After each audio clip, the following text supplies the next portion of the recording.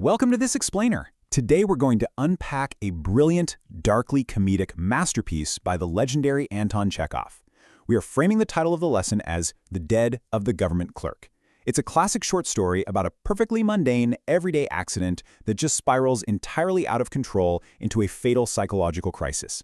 Honestly, if you've ever lain awake in bed at night completely overthinking some tiny, awkward social interaction, you are going to find this explainer deeply fascinating. Let's get into it. So Chekhov playfully points out that life is just full of these but-suddenly moments. And really, anyone who has ever made a terribly awkward public blunder can immediately relate to this, right? You're having a wonderful evening, you're completely at ease, and then, out of nowhere, your body just betrays you. Which brings us to Section 1, the fatal sneeze. A sudden interruption.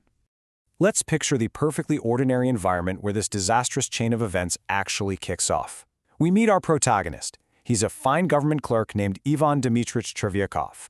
He's experiencing what the story calls the absolute acme of bliss, sitting quite comfortably in the second row of the stalls at the opera, just gazing through his glass at the performance. It's this picture of perfect societal leisure, right up until his face puckers, his eyes disappear, his breathing arrests, and he lets out a massive sneeze. Now, sneezing is perfectly natural, of course. As Chekhov points out, peasants sneeze, police superintendents sneeze, everybody sneezes. But the trajectory of this particular sneeze is what literally ruins Ivan's life. Because what's absolutely crucial here is the identity of the victim. Chekhov wipes his face, looks around, only to realize he has accidentally spattered the bald head and neck of the old gentleman sitting directly in front of him. And this isn't just anybody. It is Brizhelov, a civilian general. Now, he isn't Chekhov's direct boss. He actually serves in the Department of Transport, but he is a superior in the strict social hierarchy. And that tiny detail sets the perfect stage for our clerk's intense, immediate panic.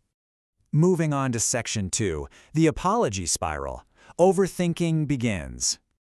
Rather than just wiping his face, whispering sorry, and moving on, our clerk initiates this relentless, exhausting cycle.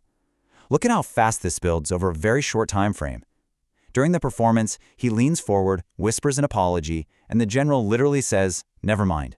You'd think that would be the end of it, right? But Chekhov is so embarrassed, he completely loses his bliss.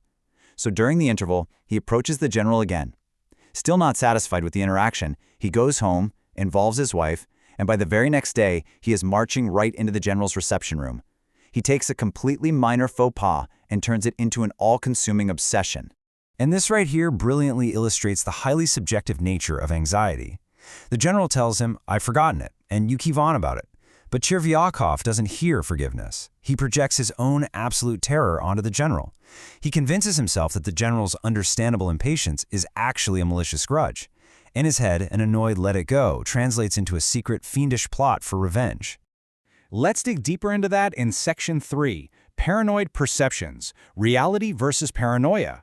There is a massive, hilarious, but also tragic gap between reality and Chekhov's panicked imagination.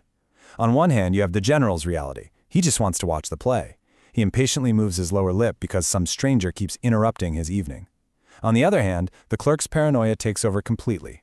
He becomes absolutely convinced the general thinks he meant to spit on him intentionally. Chekhov rationalizes that if he doesn't fully explain that sneezing is a law of nature, the general will just assume it was a calculated insult.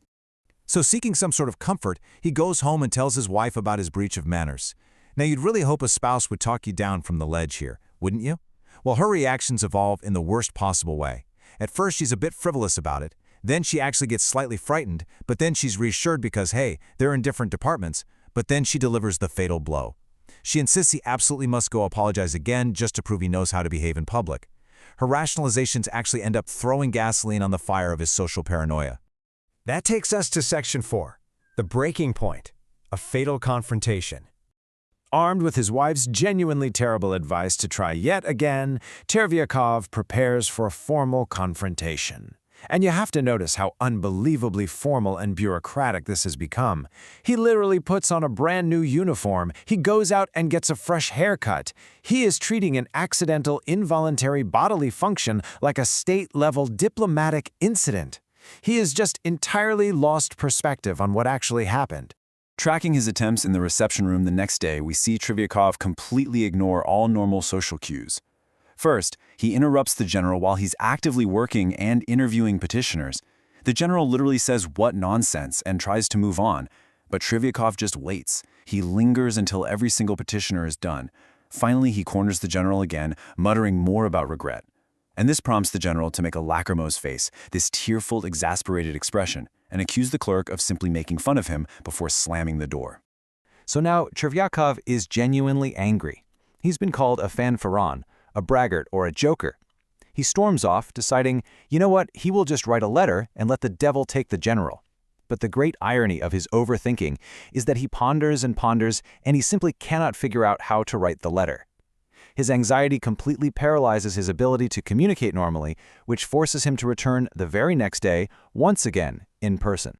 And this brings us right to the climax. Chekhov goes back and launches into yet another rambling defense about respect and not making fun. And finally, the general snaps.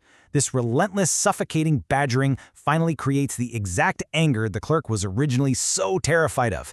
It's a total self-fulfilling prophecy. The general turns purple, shakes all over, stamps his foot, and yells, "Be off!" Which brings us to our final section, the absurd demise. A tragic comic end. The reaction to this sudden outburst from the general leads directly into Chekhov's tragic comic resolution. When the general yells, Trevyakov doesn't just feel embarrassed. His body undergoes a total, catastrophic physical shutdown.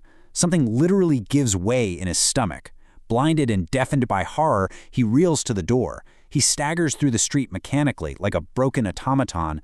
And then, without even removing that fresh new uniform he put on for the apology, he lies down on his sofa and simply dies. So we have to ask ourselves, what really killed Ivan? I mean, it certainly wasn't the sneeze, right? As we wrap up this explainer, I want to leave you to ponder something. How much can the fear of authority, the projection of our own deepest insecurities, and the crushing weight of overthinking truly break the human spirit from the inside out? Chekhov brilliantly shows us that sometimes our own minds are so much more dangerous than the people we're desperately trying to please. Thanks for joining me today. And hey, keep questioning the but suddenlies in your own life.